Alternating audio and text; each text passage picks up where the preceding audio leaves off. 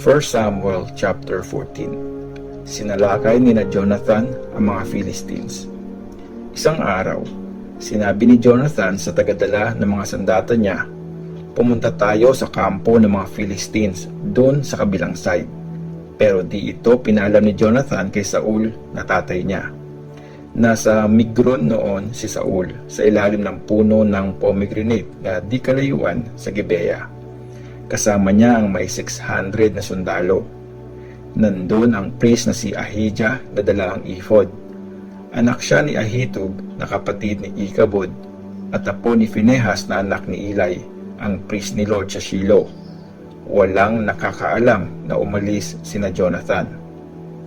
May mabatong bangin sa magkabilang panig ng mga lagusan na dinaanan ni Jonathan para makapunta sa kampo ng mga Philistines.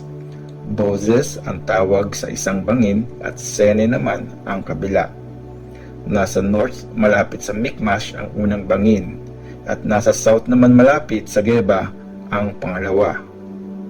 Sinabi ni Jonathan sa binatang tagadala ng mga sandata niya, "Tara, pumunta na tayo sa kampo ng mga taong di kumikilala kay Lord.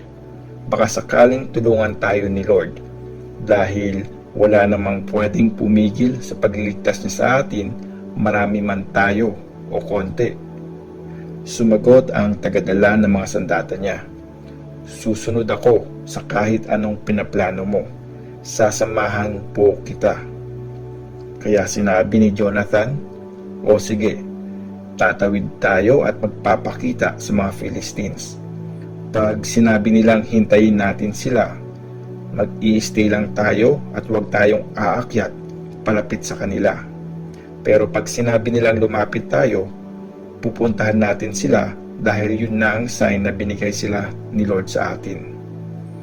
Nagpakita nga silang dalawa sa kampo ng mga Philistines. Sinabi ng mga Philistines, "Tingnan nyo, naglalabasan na ang mga Hebrews sa mga lungga nila." Sumigaw ang mga sundalong nasa kampo, "Pumunta kayo rito at may ipapakita kami sa inyo." Kaya sinabi ni Jonathan sa binatang tagadala ng mga sandata niya, "Sumunod ka sa akin, binigay na sila ni Lord sa atin." Tapos gumapang paakyat si Jonathan at sumunod sa kanya ang tagadala ng mga sandata niya. Pinagpapatay ni Jonathan ang bawat nakaharap niya at pinapatay naman ng kasama niya ang mga nasa likuran niya. Sa unang pagsalakay na yon, nakapatay sina Jonathan ng halos 20 na sundalo bago pa sila nakalayo ng mga 30 meters. Kaya natakot ang mga Philistines na nasa kampo, ang mga nasa daan at ang iba pang sundalo. Nanginig sa takot ang mga sundalong nasa kampo, pati ang lahat ng mga sundalo nila. Nayanig ang lupa at lalo silang nagpanik. Tinalo ng mga Israelites ang mga Philistines. Nakita ng mga sundalo ni Saul na nagbabantay sa Gibea ang nagkakagulo at nagtatakbuhang mga Philistines. Kaya sinabi ni Saul sa mga officers niya, "I-check nyo nga kung sino ang wala sa atin." Chinek nila at napansing wala roon si Jonathan at ang tagadala nito ng mga sandata. Kaya sinabi ni Saul kay Ahijah, "Dalhin mo rito ang box ng kasunduan ng Diyos." Dala-dala ng mga Israelites ang box ng kasunduan ng Diyos ng panahong yon. Habang kinakausap ni Saul ang priest, lalong nagkakagulo sa kampo ng mga Philistines. Kaya sinabi ni Saul sa priest, "Wala nang time para mag-consult pa kay Lord." Tapos sinalakay ni Saul at ng lahat ng mga sundalo niya ang mga kalaban.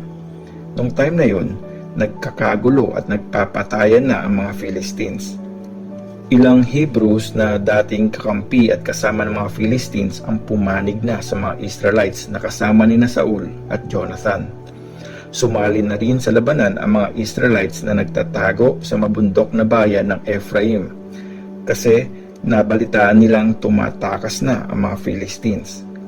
Umabot sa kabila ng Beth-Haven ang labanan at ng araw na yon niligtas ni Lord ang Israel. Ang sumpa ni Saul. Nanghihina sa gutom ang mga Israelites ng araw na yon kasi Pinanumpa sila ni Saul na hindi kakain bago lumubog ang araw at hanggat di siya nakakapaghiganti sa mga kalaban niya. Kaya wala kahit isa sa kanila ang kumain sa araw na yun. Nakarating ang mga sundalo sa isang gubat na sagana sa hani. Pagpasok nila sa gubat, tumutulo pa ang hani pero walang tumikim nito kasi natatakot sila sa sumpa ni Saul. Pero di narinig ni Jonathan ang sumpa ng tatay niya, kaya sinawsaw niya sa hani ang dulo ng kanyang tungkod at sinipsip ito. Gumanda naman ang kanyang pakiramdam. Sinabi sa kanya ng isa sa mga Israelites, "Mahigpit po kaming pinanumpa ng tatay mo na susumpain ang taong kakain sa araw na ito." Hinang-hina na ang mga tao noon. Sumagot si Jonathan, "Pinapahirapan ng tatay ko ang mga tao.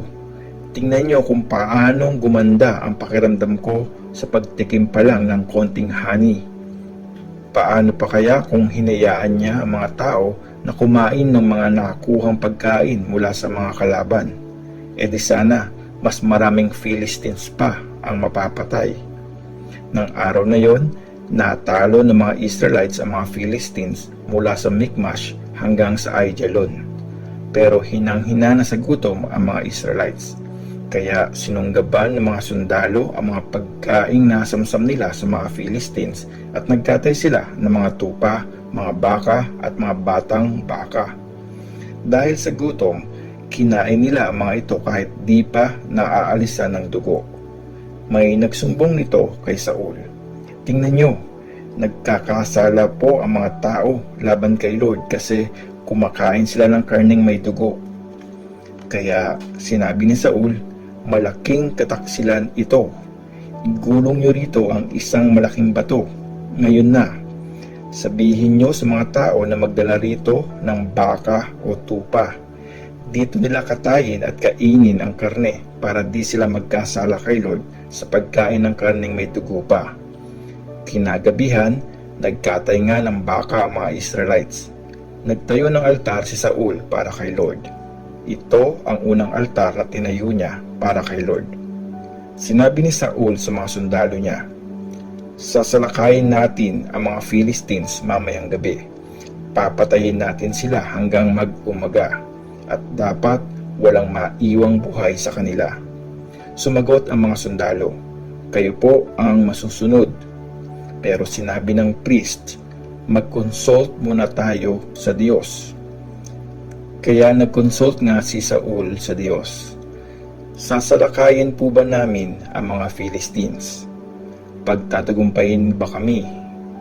Pero di sumagot ang Diyos ng araw na yon.